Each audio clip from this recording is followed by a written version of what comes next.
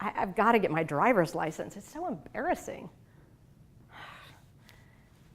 I look at that car and all I can think of is when I was growing up, every summer we'd take that car up to Lake Michigan, where we'd rent a cottage along the lake, and my parents would look at real estate they couldn't afford. And after a week of all that, we'd head home, and my sister and I would spend the long drive back, studying maps and looking for cherry stands along the way and counting license plates.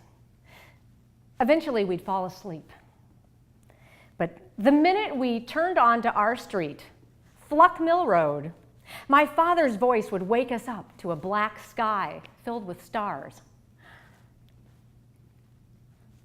Back home again in Indiana, and I think that I can see.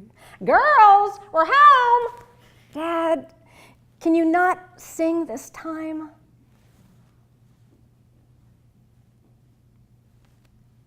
The gleaming candlelight that's shining bright through the sycamores for me. Mom, Dad, please? Oh, girls, this is your father's favorite song. Yeah, everybody sing along. The new mown hay sends all its fragrance through the fields I used to roam.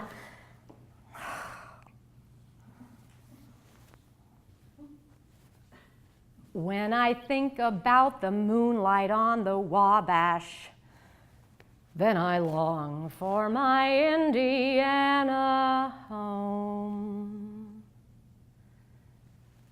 And we'd be home. We'd drive up that long gravel driveway lined with catalpa trees to our 2-story colonial farmhouse built in 1850 with a big red brick barn and 22 acres of land.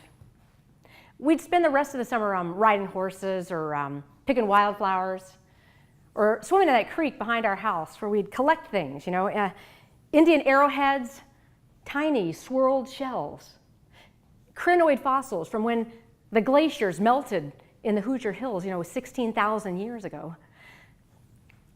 I wanted to preserve that world of pastoral Indiana forever, Just keep it pressed between the pages of a heavy book, like the wildflowers I collected. And maybe that's why I never learned how to drive. I don't know.